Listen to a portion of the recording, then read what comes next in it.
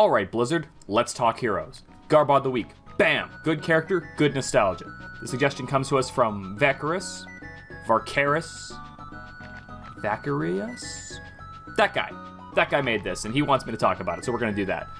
Gharbad the Week has always been an interesting character to me. I'm a huge sucker for Diablo 1 nostalgia. I'm a huge sucker for just all the stuff they put into that because it was basically my childhood, just playing that game non-stop.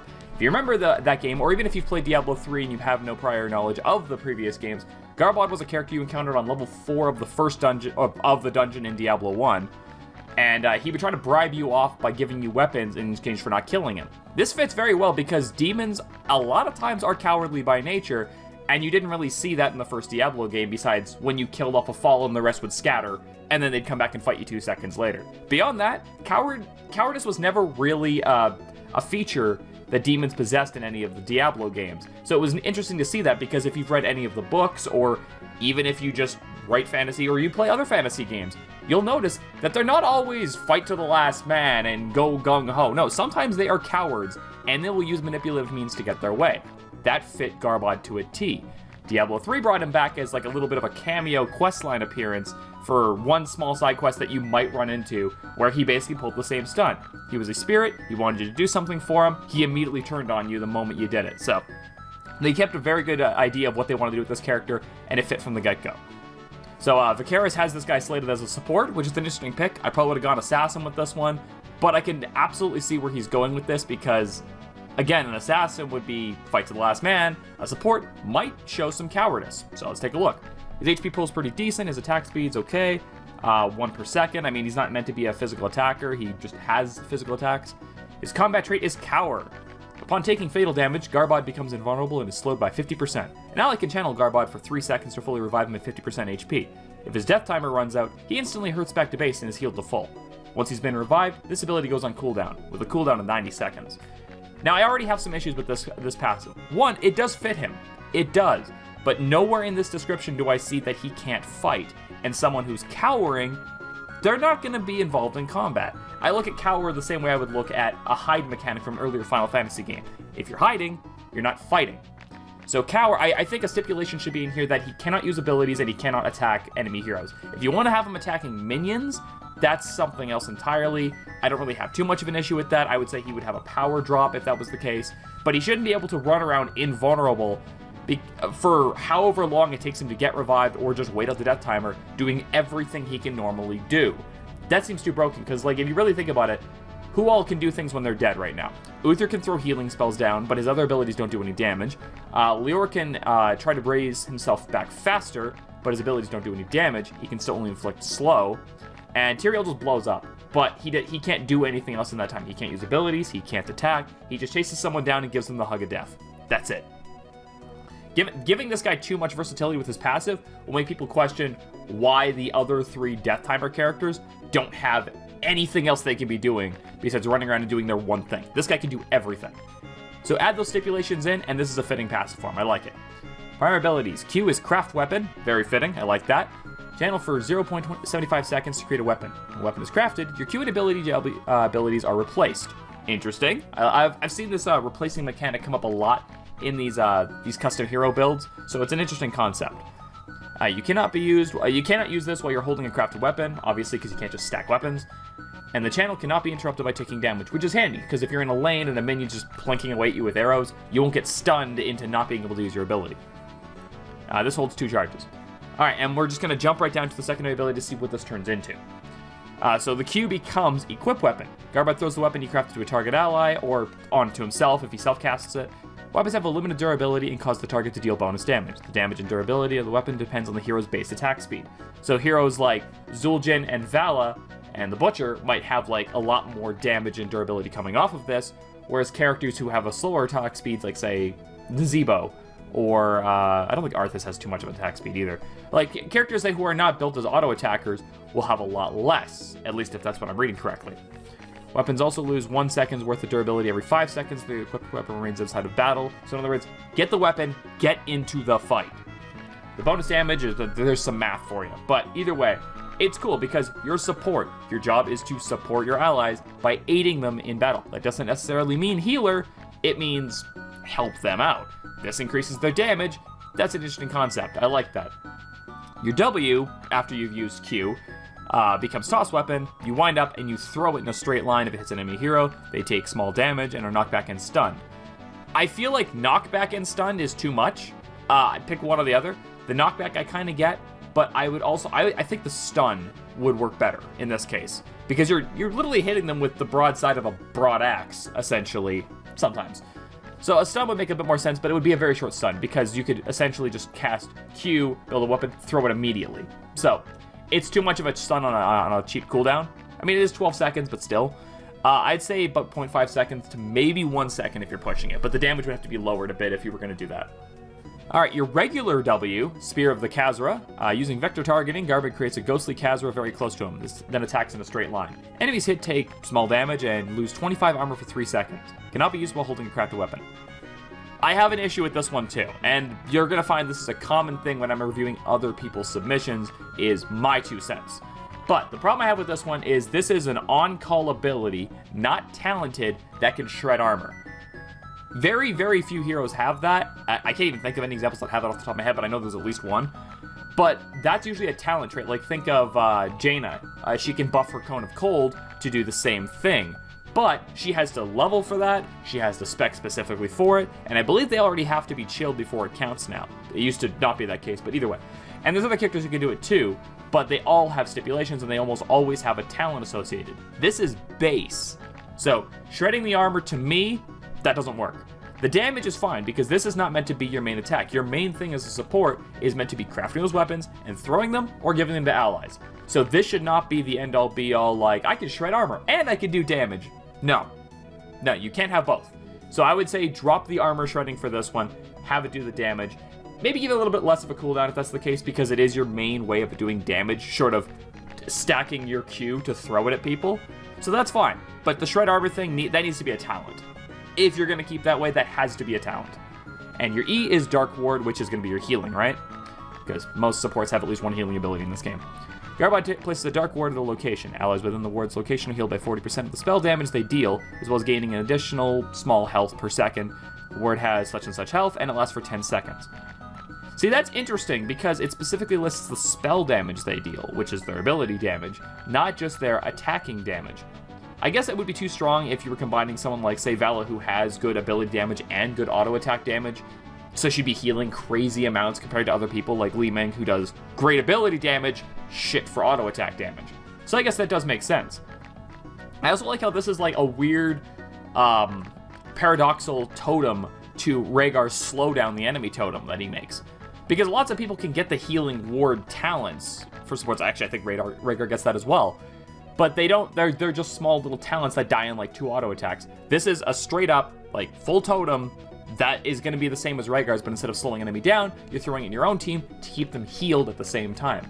So like with, say, Brightwing or Lucio, you don't have a direct healing ability. You can't just look at a guy and go, you're healed. You do it passively as you're fighting and doing other things. I like that, and that's a cool concept. The only downside is Brightwing and Lucio can do that passively without doing anything at all, and they can do it while they're moving. Whereas you kind of put this totem down, it's got a 16-second cooldown. It has no charges from what I can see, which I might make the argument, put 2 charges on it. But once the battle has moved out of there, as a lot of them tend to do, your healing's on a 16-second cooldown that you can't help with.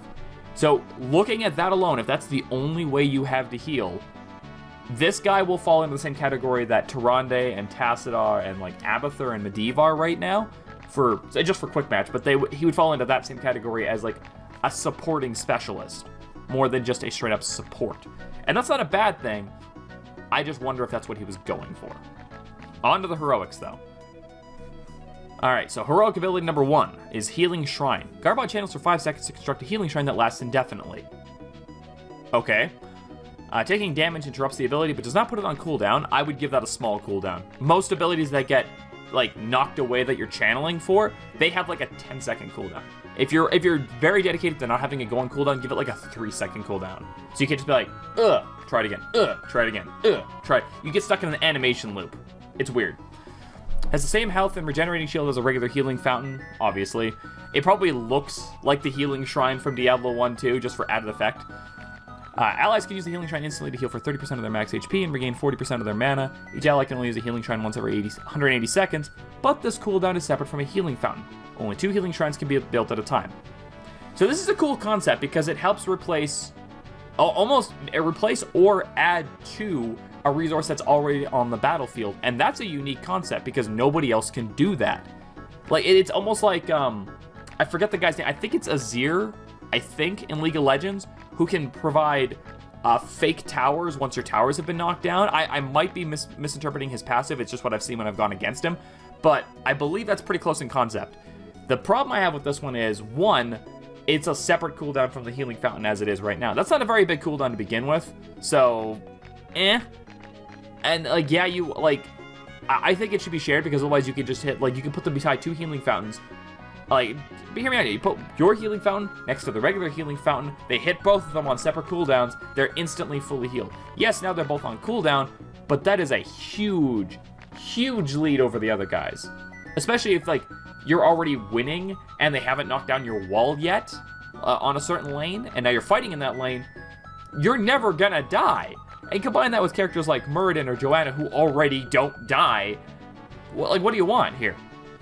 I would add in some kind of a stipulation here where, one, it should not have charges. Like, the two shrines at one time, that should not be. You should have one. Make it a bit better, but also, if you cast it on the spot where a healing fountain used to be, like if it was destroyed and you're replacing it, or even if you just cast one after one has been destroyed, then you could have multiples. So essentially, your ultimate would be replacing healing shrines that had been taken down. And then you could have one extra. So essentially, the battlefield could have 4 healing shrines at one time. And if they got lost, you could replace... Well, I guess not 4, there's some on the base too. You know what I mean, though. You could have all the ones on the battlefield plus 1, and Gharbad's heroic could take the place of replacing those. It's essentially a more specific form of mule that can bring things back from already being destroyed. That's what I would do with it. But it does have a very short cooldown, so, I mean, maybe you could find some use for it as it is. My 2 cents. The other one is Gharbad the Strong, which, if you've played Diablo 3, there's your reference right there. Channeling the power of the Khazra, Gharbad turns into an unstoppable warrior for after a 1.5 second delay. He gains 50 armor, unstoppable, and his attacks cleave in a bonus damage for 175%. Damn. Here's the drawback. He cannot use abilities or benefit from the equipped weapon that he might have. So you can't use your Q, and if you went into your ultimate using your Q, you no longer have your Q. Fine. You do, however, gain a benefit depending on the talent you chose at level 1, which we haven't covered yet, so we'll get there, and this lasts 10 seconds. Now, the problem I have with this is that's a long time.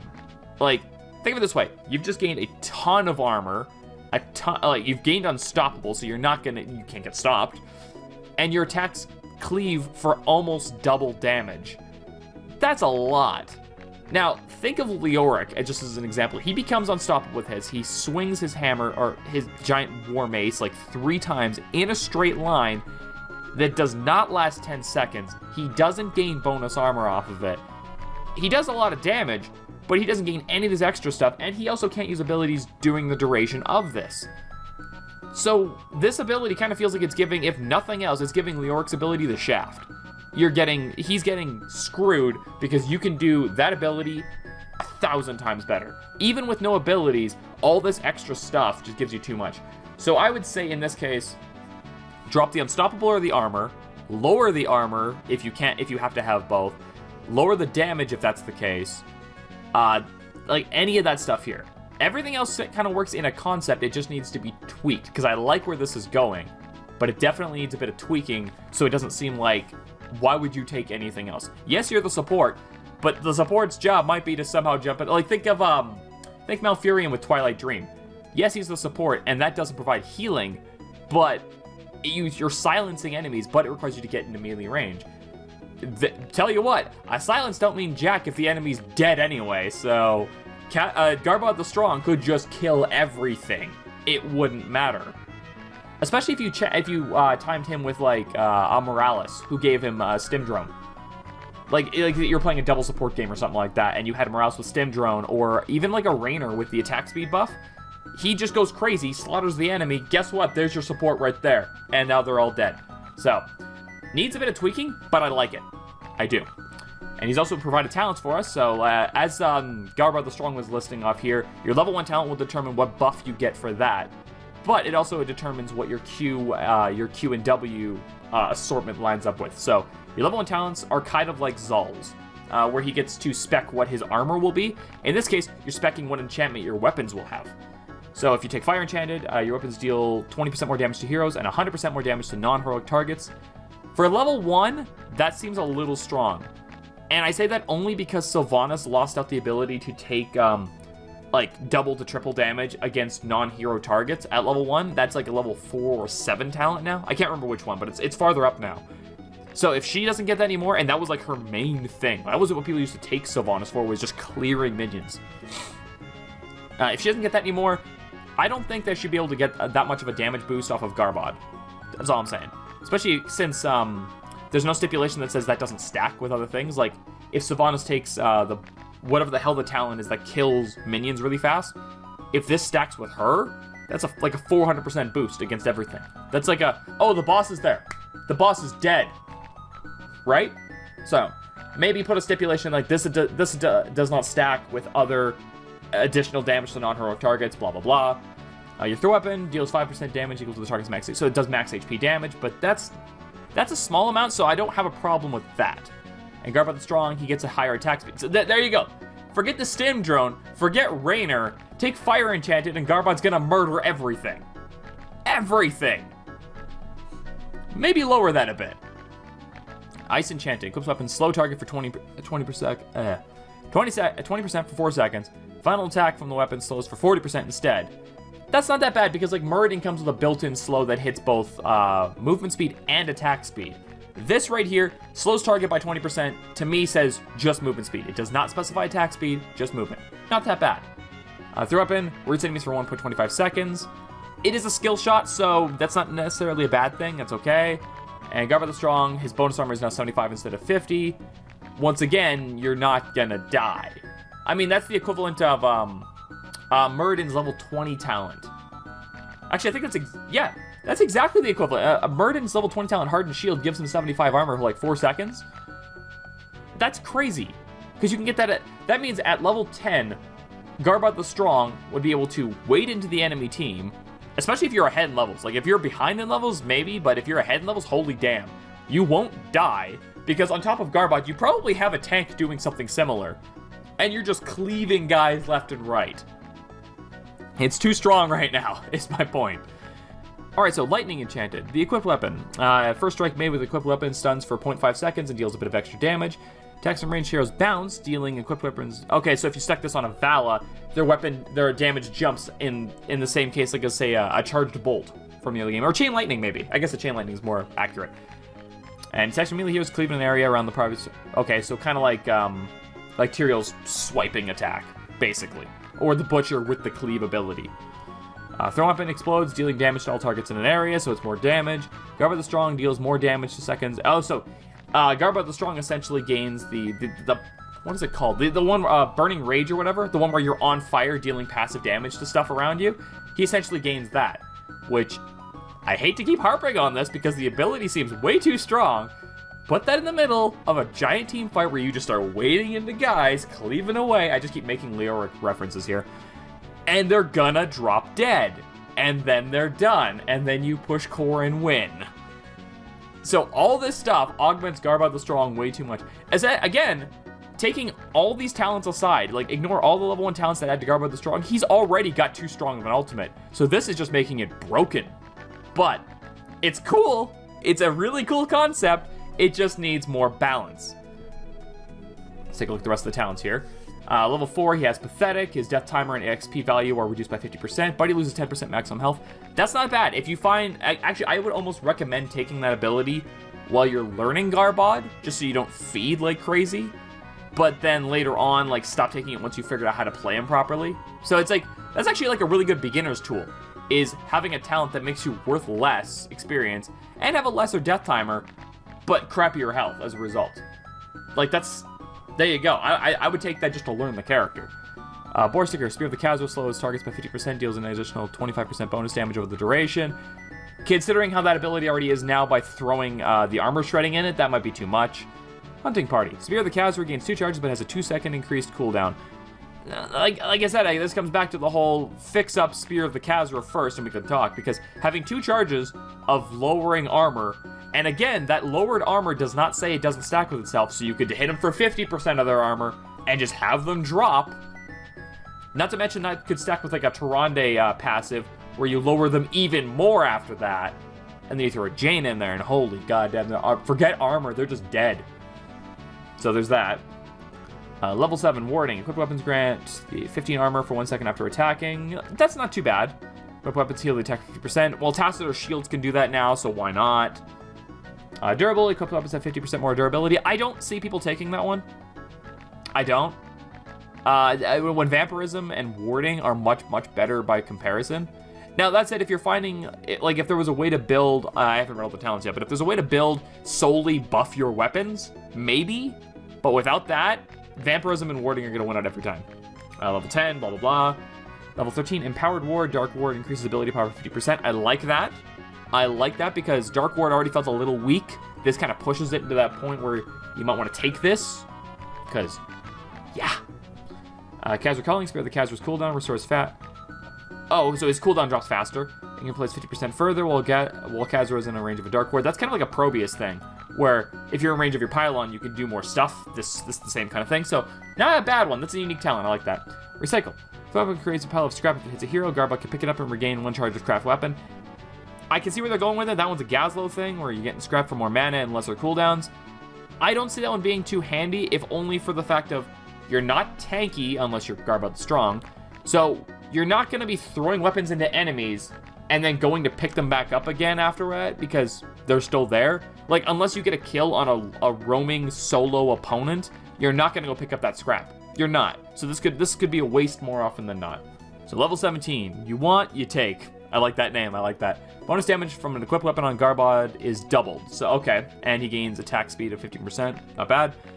That's pretty good. So that means if you're equipping weapons on yourself, you're getting more use out of it, which again, it builds into the whole, if you're going to build straight up weapons. But again, you're the support. You're not there to buff yourself, you're there to buff your allies. So, as much as I like the name, I don't know if I would take this. Gharbad the Resourceful, craft weapon holds an extra charge, so it goes up to 3. And you can craft while moving our mount. Okay, that probably says or mounted. I like that actually. I don't think I've seen any talents that allow you to start using abilities mounted that dismounted you before that. This might be a unique trait for Gharbad. So that'd be pretty cool. I like that. It's good. I think I would use that. Spirit Channeling. Spear of the Khazra can now be used in your allies who are equipped with one of Gharbad's weapons. I don't know, actually. Because... Well, let's see here. Like, let's say you get weakened in a fight and you have to hearth, but one of your allies is still holding on to one of your weapons. You're now fighting from the base. You're essentially an Abathur. Well, I guess Abathur already kind of does something like that now, so that's not too bad. And it's only just for the spear ability, not anything else. Yeah, no, no, that's fine. That's a cool ability. I like that. I was doubtful, but I like that. Let's go with that. Level 20, Gargoyle Trap. Healing Trance now have a Gargoyle Trap equipped to them. Attacks nearby enemies, prioritizing non-heroic targets. Really? Really? It prioritizes the non-heroes. That's weird. Usually 20 talents will always focus the heroes. Damage per second. Holding up to 20. Okay. Alright, that's cool. So it gets ammo like towers do. I like that. And it restores ammo on its own. For a 20 talent, I'm going to say prioritize heroes and then run that. I like that. Just prioritize the heroes because it's a 20 talent. It's your ultimate talent, essentially. Take that. Gharbad's Revenge. Cower's cooldown is reduced to 60 seconds, and Gharbad the Strong can be used to end cowering. Well, we've already talked about the changes that would make to cower personally. So if you make the changes I said, especially the whole you can't fight thing, that's fine. However, I would say that if you're going to be able to add a stipulation that if you use Gharbad the Strong to end cowering, you come back with 50% health. You do not come back with 100% health. Because you're already getting armor, you're already gaining unstoppable, you're already gaining a shit ton of damage. You don't need 100% health at the same time. Because essentially that means, if people would get to 20 with this, they would go into a fight as hard as they can normally, not use their ult, get killed, and then rather than letting their ally charge it, they just keep running forward into the backline because, again, you can still move while you're dead because you're cowering. get behind the enemy, go Gharbad the Strong, and Hulk smash their way back through the lines again. So, there needs to be a penalty for that. And for that, I would say, give them the customary 50% health, not 100% health. And maybe that is what he meant, because it's not listed, but I'm covering all the bases here. That's what I would do. And then the last ability, last talent is Elemental Affinity. Gain a bonus based on whatever your level 1 talent is. So Fire Enchanted gets 40% damage. Oh no, 40% more damage. So that bumps to 60% damage. 200% more bonus damage to non-heroic targets. So essentially, Fire Enchanted becomes 60% extra damage to heroes. Damn. And 300% damage to non-minions, which again, does not say it doesn't stack. So that with Sylvanas is 600% damage. If 500 or 600% damage, I can't quite remember if hers does 200 or 300% on its own. But shit tons of damage to non-heroic targets. Goodbye siege camps, goodbye bruisers, goodbye Khazra throwers, goodbye summoners, goodbye boss. She could probably, you stick that on Sylvanas, she could probably take the boss in Brax's holdout in like 3 seconds. That needs some work. No stacking, and maybe lower the numbers on those, like instead of being 40% more damage and 200% more damage, the base indicators rise to that. So at cap, it would be 40 and 200, not 60 and 300. Because damn. And then look at Ice Enchanted. Ice Enchanted weapons now slow for 40%. That's it. Fire gets broken as shit. Ice gets more slow. That's it.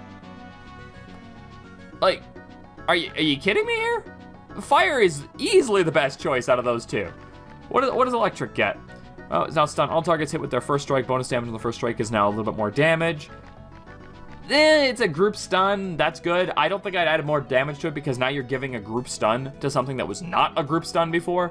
So I'd say just make that a group stun and leave it at that. But right now, as it stands, Fire is broken. Fire Enchanted at level 20 is dead. I would almost take that over Gharbad's Revenge. And I've already thought of ideas on how to use Gharbad's Revenge, but yeah, Fire Enchanted just gets too stupid right now, so this needs some tweaking, but I really like where he's gone with this. I think it's a really interesting idea. So I really like where he's gone with this. Like, it's a very interesting concept. Again, I would not have thought to make Gharbad a support of all things. I would have thought Assassin. I would have thought Specialist. The crafting weapon thing alone could have filled a Specialist role where you're just throwing weapons all over the battlefield for allies to pick up. Make it kind of like Bard in League of Legends, where you can create the little healing fountains that enemies can stomp on to destroy, or allies can benefit from with a health and movement speed buff. But instead of that, you make weapons and you leave them near various towers or lanes or bushes or anything like that, where your allies can grab them to get a damage boost, maybe an armor boost. You could always craft armor as well. Why the hell not? He's a smith, kind of. He has to have some talent for it. And yeah, that's where I would have gone with that entire thing, but that would have been my entire concept. This guy went above and beyond and created not just concept, but several ideas in one character, and they don't seem like they're jumping over each other to be the forefront of the character. They all kind of mesh together. Now, yes, right now as it stands, Gharbad would be busted as hell. He would be. Like, everything I've listed off, I stand by. He would be broken, especially if he took Gharbad the Strong, especially if he took fire weapons. That damage, holy crap. But with some tweaking, this guy could be like an actual potential character in the Nexus one day. And I would love to see that. I'd play him. I'd play him right now, but he'd be broken. But I'd play him balanced. I'd love the hell out of that. So, to Vicaris, thank you very much for letting me review your character here. I really, really liked it. You hit my nostalgia button, but also you made a pretty cool concept as well. So if you guys have any heroes that you've thought of on your own, you've got like a full schematic, I will happily review them myself. If you'd like to get them more coverage, I'll definitely credit you. I'll put the links to them like I've done with this one here. People can review them on their own and everything else. The only requirements I have is because I have to do these in a video format, I kind of need something to show while I tell. So do this, essentially. Give me a couple of pictures to work with. Give me something to focus in on, because I can only go to Google for so many images to steal. I need something to show for a video, otherwise I may as well just be talking over a black screen. But that's it. You give me something like this and I will happily review it for you. So until next time, these characters are awesome, and Blizzard, make this a thing.